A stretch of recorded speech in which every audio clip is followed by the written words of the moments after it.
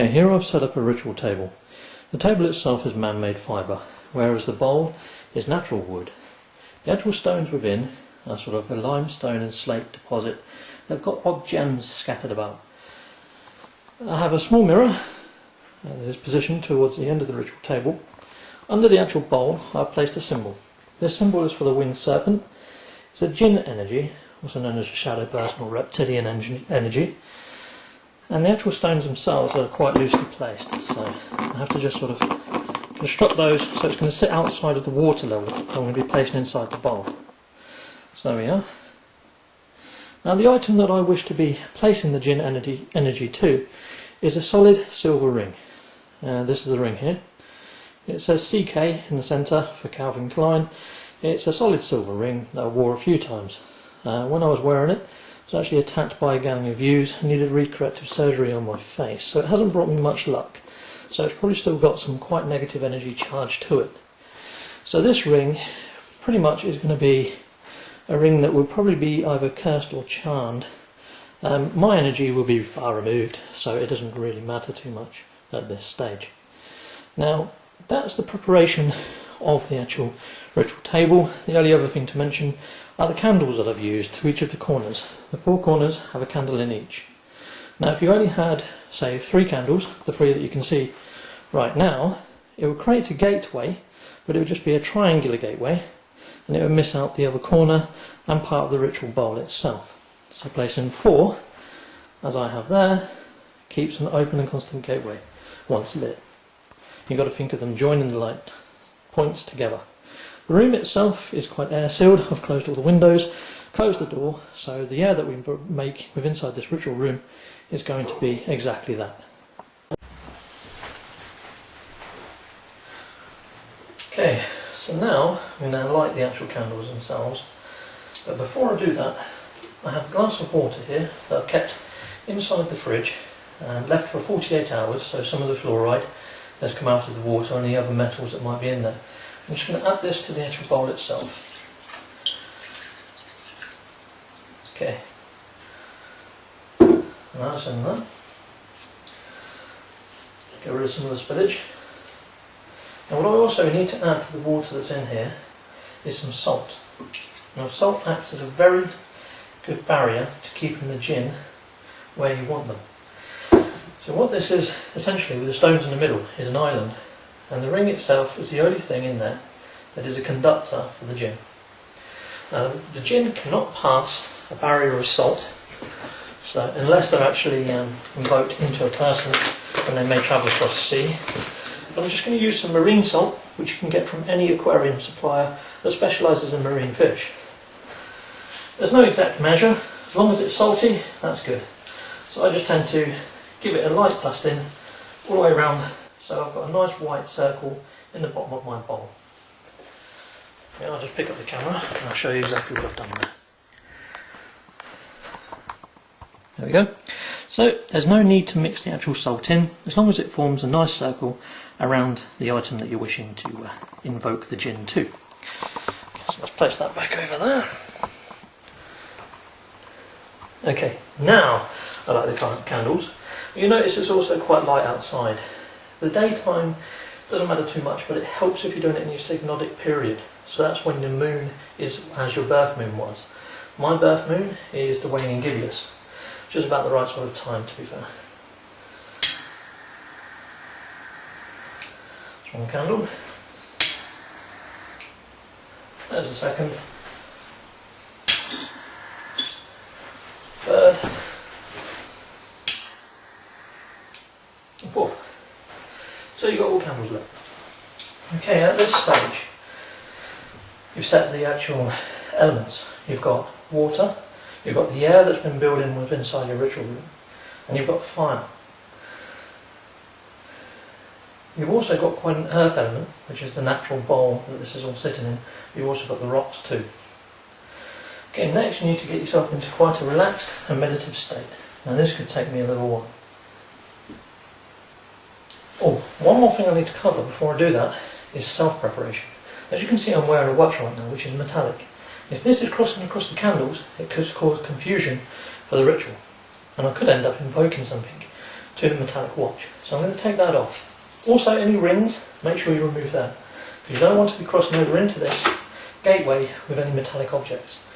Again, I've got an earring in, which is also solid silver, so I'm going to take that earring out, because if I put my head up across the top of there, which I may do during the ritual, that could become the centerpiece. So it's a case of then opening the gateway, which is done just through the simple wanting it to open. Focusing on the actual symbol that you have underneath the bowl and causing, it's all about intention, energy and intention. You need to direct your energy and attention to the device that you wish to invoke the Djinn energy to. Now the book, the Advanced Teachings of Zoilo, has got all the symbols in, images of what the Djinns may look like to the mind's eye, and it should give you a good indication of how to focus your energy and channel that into the actual item that you're wishing to invoke the Djinn to. So I'm just going to get myself in quite a relaxed state. It can be quite difficult because you have to ignore any sort of bodily noises you may make. Your belly may rumble, your mind may wander. At the moment there's a street cleaner outside which I can hear the gentle hum of, which could take away my actual focus. So it's a case of trying to tune all these things out and becoming quite open, if you like. Sometimes I have chakra music which I've created, which you can find on my YouTube channel, playing in the background just to help set the tone. And things like that street cleaner that you can hear right now will be sort of phased out of the tuning process. Now I'm quite a laid back, relaxed individual anyway, so I'm just going to move straight into this ritual. I may just give myself a quick 10 count just to get the breathing right. But it's all about aligning your own energies within. So you need to have some understanding of meditation. Now quite a lot of my previous videos mentioned meditative states, astral projection, lucid states. This can all help. But for me, I'm just going to focus on balancing my energies within my lower chakra points to my higher chakra points. And I'm probably going to align them towards my heart chakra, which is quite a difficult chakra to get in touch with. But after a while you become quite comfortable with the different harmonics of your own vibrational self. That is if you've been doing the opening of the lock and the opening of the gate rituals for some time. This is a very simple ritual, and it's calling to much lower energies than what's stated in the basic teachings of Zoilo in fact. Although this is the advanced teachings, it's mainly focused around Djinn, but there is also angel and demon summoning in there, which are much higher energies. So I advise that you take a look at the basic teachings of Zoilo and the advanced teachings, which I'm going to put in the comments below on this video. So here goes. I'm going to be using some words from the basic teachings of Zoilo.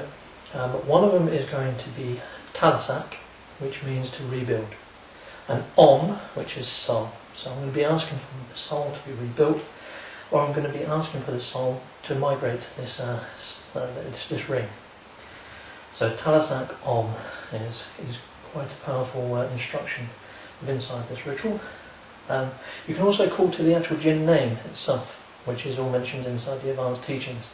However, I'm going to leave that open, because what I'm going to do at the end of this ritual is I'm going to show you whether I've been successful in invoking the energy to this ring by doing the eye test, which is basically I blink 3 times and we see how my pupils respond by wearing the ring after it's been invoked. And because I'm not going to actually say the Djinn's name and I'm relying solely on the symbol and my intention and my energy focus, that should be enough. I'm just going to do it this way just to show that you don't need words if you don't want to. But I'd say that this is quite an advanced technique for people just starting out, so you may want to use the words or the names of said Djinn that you wish to summon. Okay, another word that I'm going to be using is Rakunda. Rakunda means to open the gateway. The other word that I may use is Nadak, and that's to close the gateway down. And you would see me put out the candles fairly quickly. Now, the time that I may use Nadak to close it down and put the candles out quickly is if I feel that the entity itself hasn't moved to the actual confines of this bowl and it's in the actual room. That's not a situation I'd like to have. At that point I'll be banishing the energy itself. It shouldn't happen, however it has before. If I've lost my concentration, if the doorbell rings, phone rings, mobile phones go off, they're both on silent, so that shouldn't happen. But yeah, you need to be quite focused, and it's a case of keeping your intention here. If something takes your focus and you end up putting your intention somewhere else, like within the room, so if I look towards the camera, that might not be too good.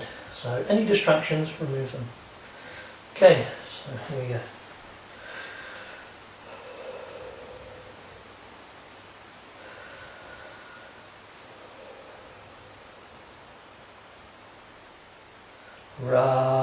Rakunda.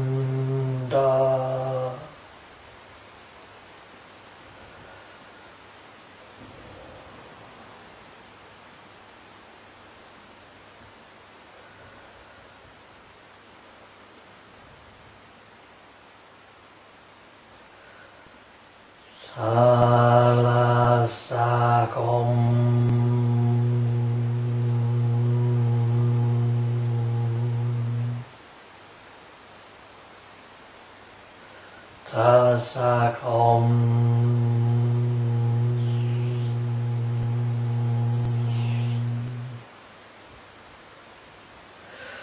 Talasakom.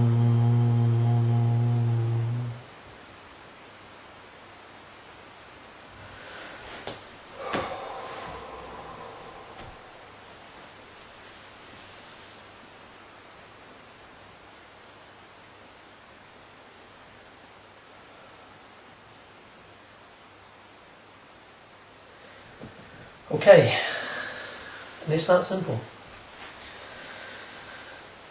At this stage, that ring is now charged with the energy of this symbol. And it's a case of having to do the test in a sec. I didn't get any presence or ill feeling around the room. The actual feeling itself was locked to this point.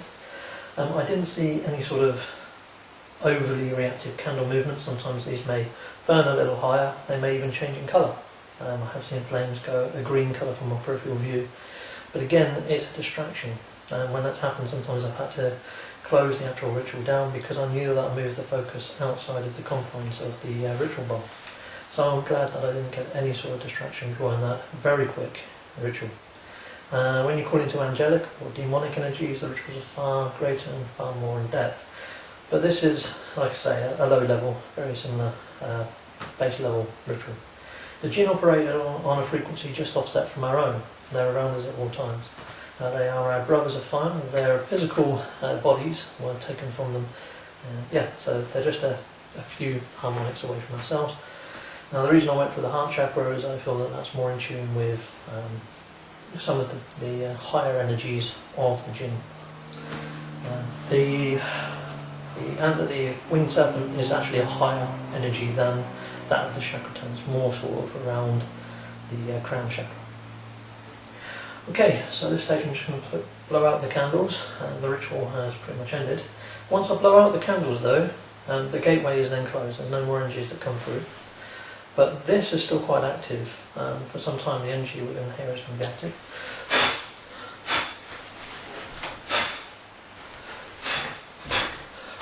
Okay, so that's essentially closed the gateway. There's nothing else that's going to be coming through at this point. In fact, I should have blown those out as soon as I had finished doing the ritual. But just for video and aesthetics, I left them burning because I was talking about them. Right, okay, so now it's a case of taking the ring and looking to the camera and asking that it makes itself known within 3 blinks. Okay, so I'm going to place the ring on this finger here. One that fits the best, and I'm going to come to the camera and I'm going to blink 3 times and ask that it makes itself known. Now sometimes, because it takes a little while for the energy to get from the ring into the actual person, it can take a couple of days for it to actually come through. So don't be surprised if we don't get any results in this first asking. So I'm just going to say Talasak Om again 3 times and then blink 3 times, and hopefully it's going to make itself visible. Okay, right, looking directly at the camera rather than the view screen, or else my eyes are going to be off centre. Okay, so Rakunda Om, Rakunda Om, Rakunda Om,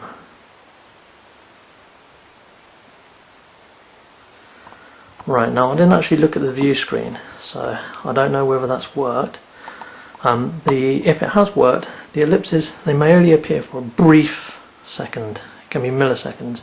I've got it quite close, and we'll see what happens.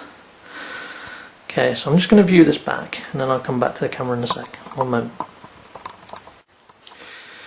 Okay, well, looking at that back, I didn't see any real change, so I'm going to leave this for a couple of days. I'm going to wear this ring. I'm not going to take it off even when I sleep for the next 3 days, and I'm going to repeat this in 3 days' time and see if we've got any sort of difference.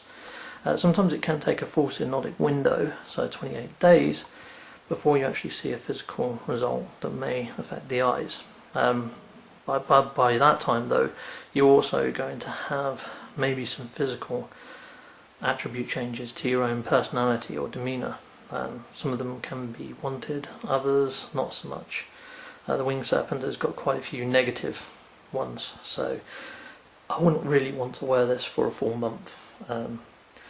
However, wearing it for a full month, as long as you're in check with your own personality and your own mindset, it should be perfectly fine. And a lot of these energies, they're going to appear in your astral states and lucid dream states, so in between waking and sleeping. It could result in sleep paralysis, it can result in unwanted visions, so you need to be sound of mind. I wouldn't do this if you've got any sort of mental history within your family or yourself. I wouldn't advise doing it unless you're over 18 years of age, and I don't take any responsibility or accept any liability if whatever you do ritual wise or outcome wise, if it does upset you or harm you in any way, shape or form. So I just want to put that out there that you do this at your own will, at your own wanting to do so, and I strongly advise that you read the books in the comments link below. I'm hoping to put some links to some virtual books within inside Dropbox once I've set an account up. So check back at the comments feed quite regularly underneath the video description, not comments, sorry, video description. Okay, so see you in 3 days. Okay, right, so it's 3 days later, and I'm going to do the eye test again to see if we get any sort of result with the slits. Now, I have done this ritual a fair few times. First time I done the ritual, it wasn't successful. I got a distraction, I had to close it all down. Second time, one pupil went bigger than the other. Hopefully we're going to see better results. So here we go. So I can get my eyes dead centre there. Okay, I'm going to look directly at the lens in a sec. I'm going to blink 3 times. Hopefully they're going to go slitted. Okay, so here we go. Ready, steady. So I'm going to aim in the intention, thinking of Rakunda, Om in my mindset. I'm not actually going to say the words. I'm just going to blink 3 times. Here we are. 1, 2, 3.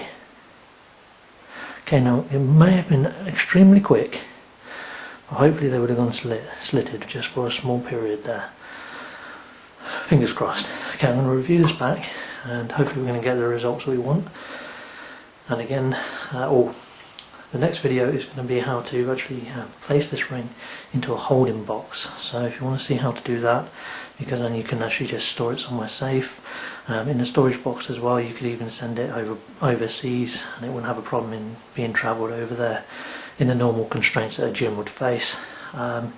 Yeah, and you can even enhance the power of the energy that's within the ring. You could give it to a friend as a gift, all that sort of good stuff. Okay, so yeah, hold on for that if you're interested. Thank you. Otherwise, subscribe and yeah, check out the comments, well, the description field for those links that I mentioned earlier. Cheers, bye.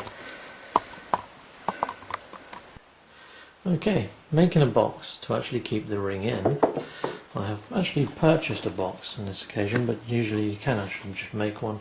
It's got some very simple hinges in the back, which are metallic, but it's outside of the reach of the inside recess, so that's all fine.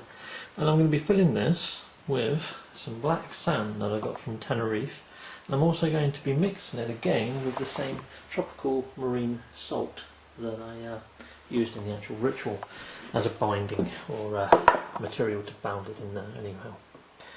Okay, also the grooves on the outside, I'm going to put some super glue inside those actual grooves, and then I'm going to sprinkle some of the black sand into the actual grooves to harness, or to enhance the holding of this box itself.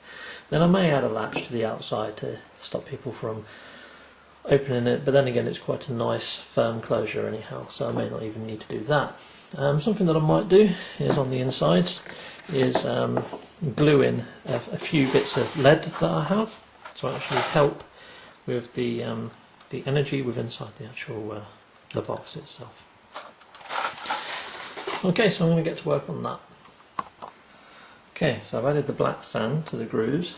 I've added some lead within inside the actual box itself. It's pretty much all ready to be filled with sand and salt, and I'll add the ring in. Okay, so I've laid in a base layer of salt, which is that marine salt, and then I'm going to add the ring and the sand. So in goes the ring. Just place that into the middle. Doesn't matter if it moves around in there at all. And in goes the black sand. And now just to close the lid on that. And there we have it. A nice holding box for the ring. And that can be transported or given to somebody as a gift, or just kept somewhere within inside your house without worrying about the energy that's within. With the recesses, what you can do is, if you know anybody that can get you some iron or some copper or even brass shavings, you could use that. You could use silver, or you could use gold, and really strengthen and enhance the actual holding of the box. But this is a good holding box for the item itself, and yeah, I will probably be selling this on eBay, and I'll put in the actual descriptions below when I'll be listing this item up for sale. Okay, so there we have it. That's how to contain a Djinn inside a holding box.